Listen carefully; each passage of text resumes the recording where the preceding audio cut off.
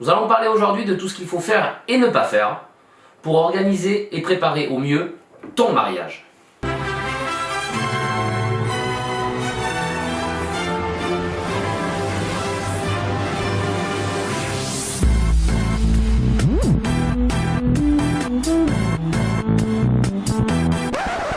Mais avant que je rentre dans le vif du sujet, il va être très important pour toi de te poser les bonnes questions au bon moment.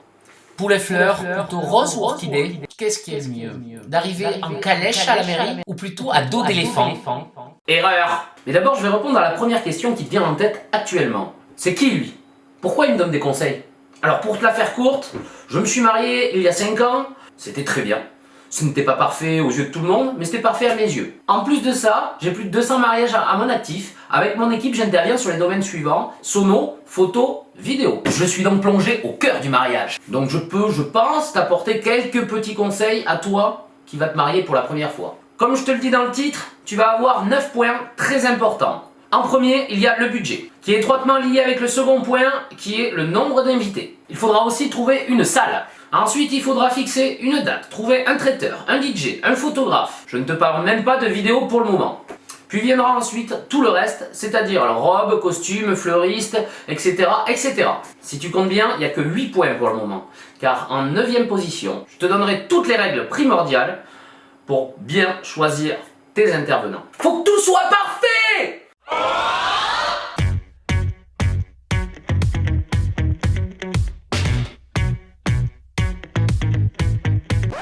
La liste de personnes est étroitement reliée, comme je vous le disais auparavant, au budget. Donc il faut rester cohérent, bien que tous les convives ne pourront pas être présents le jour J. Il est quand même important d'avoir une fourchette assez précise pour pouvoir réserver la salle et le traiteur. Il faut donc s'y lancer et resserrer ou élargir en fonction de votre budget et de votre capacité d'accueil.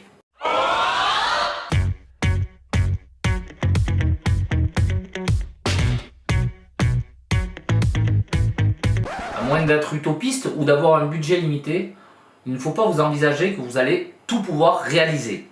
Il faudra donc favoriser certaines choses. Ce n'est pas votre budget qui déterminera le mariage, c'est votre mariage qui aura le dernier mot et qui déterminera le budget. Ce que vous pouvez faire, si des amis à vous se sont mariés récemment, vous pouvez tout simplement leur demander quel budget ils y ont mis et comparer ceci à la quantité de personnes qu'ils avaient invitées à leur mariage. Cela vous donnera un ticket moyen et vous pourrez alors tabler sur une fourchette.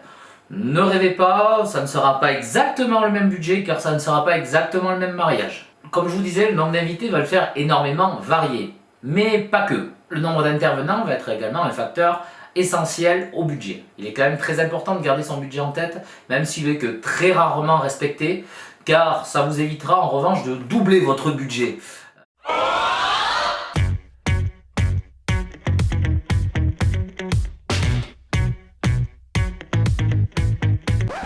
Je vous conseille de choisir une date relativement loin, entre 1 et 2 ans en avance, afin d'avoir la disponibilité sur les prestataires et locaux que vous souhaitez.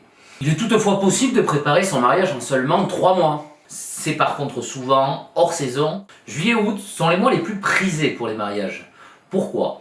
La météo est souvent plus clémente, ce n'est pas obligatoire. Nous sommes en pleine vacances scolaires, ce qui peut faciliter, si vous avez de la famille lointaine, de se déplacer. Mais ça peut être également un risque que cette famille soit en vacances ailleurs. Si vous souhaitez vous marier en juillet-août, ce que je vous conseille, c'est d'avoir une date assez flexible et de s'adapter au lieu ou au prestataire, de déterminer la date en fonction de ce que vous souhaitez le plus. Tout le reste va être une question de priorité. Et si mon éléphant n'est pas disponible, je change de date. Si en revanche vous souhaitez vous marier hors juillet-août, sachez qu'il y a également des inconvénients, mais il y a aussi beaucoup d'avantages, beaucoup plus de disponibilité au niveau des prestataires et des salles. Vous avez peut-être aussi la possibilité d'avoir des prix plus attractifs sur la saison hivernale.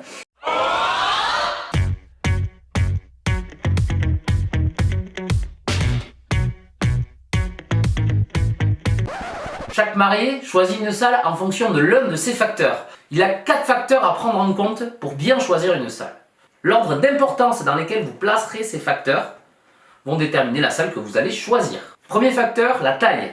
Il faut que la salle suffise à votre effectif, mais ne soit pas non plus trop grande pour votre effectif. Bien que ça soit moins grave, il y a toujours moyen d'occuper l'espace. Deuxième facteur, ma foi très important, mais qui ne fait pas tout, c'est l'esthétique. Alors c'est super d'avoir une salle magnifique, d'avoir un extérieur somptueux, un château, mais il ne faudrait pas négliger l'essentiel, le confort pour vos convives. Troisième facteur, le côté pratique. Si la salle est proche de chez vous ou proche des cérémonies, cela sera beaucoup plus pratique pour les invités. Si la salle est bien agencée, si la salle n'a pas d'heure de fermeture ou d'obligation de nettoyage avant telle heure, tout ça c'est le côté pratique et personnellement c'est l'un des côtés primordiaux à mon goût. Et dernier facteur, c'est le prix. D'ailleurs, il est rarement dernier dans la hiérarchie. Bref, en résumé, je vous invite à considérer ces 4 facteurs et à les mettre dans votre ordre, dans l'ordre que vous estimez le plus important.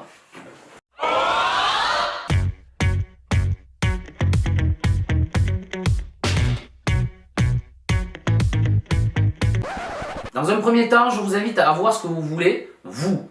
Donc parlez-en entre vous, sachant qu'il existe en général 2 possibilités pour le menu. Soit le menu, entre guillemets, traditionnel, sachant que je suis dans le sud-ouest, c'est peut-être pas partout pareil bien sûr. Entrée, poisson, trou, plat, fromage, dessert.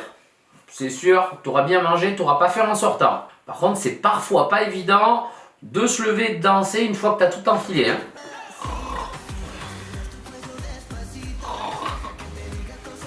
Deuxième solution, des menus relativement courts avec un apéro dînatoire relativement chargé. Avec une entrée, un plat, un fromage, un dessert, ou même plat, fromage, dessert. Certains ont même fait plat, dessert. Beaucoup plus souvent sollicités à l'heure actuelle, car je les estime plus tendance et plus adaptés. Les gens se sentent peut-être pas plus légers, mais du moins un peu moins lourds qu'avec les menus plus traditionnels.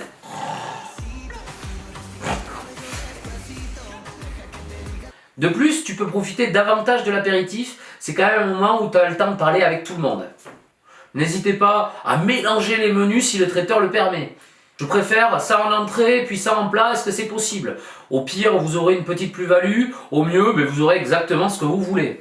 Il est indispensable d'aborder certains points avec le traiteur. La qualité de son repas, est-ce des produits frais, des produits congelés, d'où viennent-ils au niveau de la viande? Les nappes sont-elles comprises dans le prix, ou est-ce en plus? Les serviettes, idem. La vaisselle, est-ce le traiteur qui l'apporte ou faut-il la louer? Les boissons, sont-elles comprises ou pas? Y a-t-il un droit de bouchon? Le service, est-il compris dans le prix du menu ou est-ce en plus en fonction du nombre des invités? Ce qui est souvent le cas d'ailleurs. Tout cela fera l'objet d'une vidéo à part entière car il y a beaucoup de choses à dire sur ça.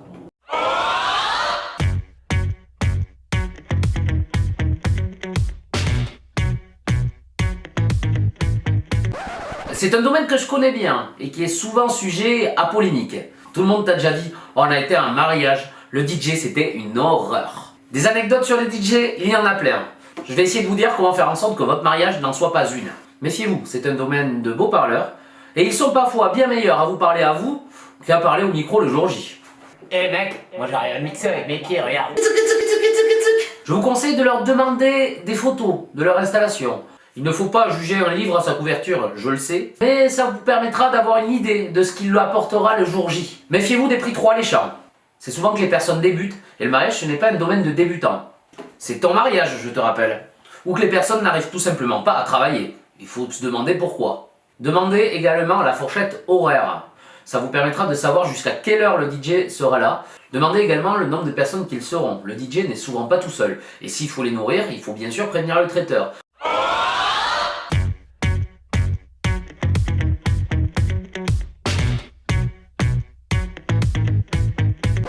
Concernant la partie photo, il y a plusieurs choses à faire attention. Premièrement, le photographe. Renseignez-vous un petit peu à son sujet. Allez voir des travaux sur de précédents mariages afin d'avoir une idée de ce qu'il va vous faire. Secondo, méfiez-vous de la formule que vous allez choisir. Beaucoup de photographes vous proposent des prestations dans des formules. Ces formules comprendront plus ou moins de choses avant, pendant et après le mariage. La formule de base que vous trouverez, cérémonie, groupe et une ou deux photos de couple. C'est bien, certes, mais c'est peut-être un petit peu serré. D'autres photographes vont proposer des formules beaucoup plus complètes, avec des photos à partir des préparatifs jusqu'à la fin du vin d'honneur, voire même jusqu'à la fin de la soirée. À vous de voir qu'est-ce qui peut rentrer ou pas dans votre budget. Par contre, une chose qu'il est très important de regarder, c'est qu'est-ce que vous avez après le mariage. Beaucoup de photographes incluent très peu de choses en termes de photos de produits. Certains vous laissent une clé USB avec 10 photos ou 10 impressions, mais au final, ils misent tout sur l'attendrissement que vous aurez en voyant vos photos et donc vous achèterez vos propres photos. Alors forcément, si le prix était très bas de sa prestation, il les récupère comme il peut. Mais favorisez plutôt des formules où vous allez avoir tout un panel de possibilités inclus dans votre formule. Quand il sera venu le temps de comparer le photographe, bien sûr qu'il faudra adapter la prestation au budget, mais comparer ce qui est comparable. Dans tous les cas, méfiez-vous des options, posez toutes les questions vis-à-vis de celles-ci auparavant, ça minimisera les surprises.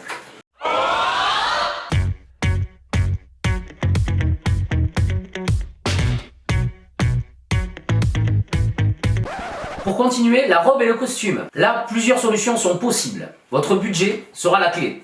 Et vos goûts, la serrure. De la grande surface jusqu'à la créatrice de robes de mariée, en passant par des boutiques spécialisées. Si vous souhaitez assortir le costume et les accessoires, n'hésitez pas à envoyer une personne de confiance pour éviter que l'un ait la robe blanche et l'autre la chemise écrue. Faute de goût! Le mieux, c'est d'avoir une personne qui assiste aux 2 essayages. Mais évitez par contre d'envoyer la tante Géraldine, qui question mode a les idées bien arrêtées en 1980. Tout le reste, comme la déco, les véhicules, les châteaux gonflables pour les enfants, va bien sûr dépendre de votre budget. C'est souvent des domaines qui seront moins prisés en avance. Vous aurez plus de facilité à trouver des intervenants libres par rapport à la salle ou au traiteur. Il est important bien sûr d'y réfléchir, de voir concrètement ce que vous voulez et d'attendre d'avoir réglé tous les points que je l'ai abordés précédemment afin de voir qu'est-ce qui vous reste en termes de budget. Avant d'aborder le dernier point, je voudrais t'inviter à liker cette vidéo, à partager cette vidéo, même à t'abonner à cette chaîne si bien sûr elle t'a plu. Car je ne compte pas m'arrêter là. Je compte rentrer beaucoup plus dans les détails en réalisant plusieurs vidéos qui tournent toujours autour du mariage. D'ailleurs, tu peux me laisser en commentaire un petit message pour me dire par quoi tu aimerais que je commence. Tu peux aussi me balancer une petite anecdote croustillante que tu as vue sur un mariage, à ne pas reproduire bien sûr. Et j'en ferai peut-être un top 10.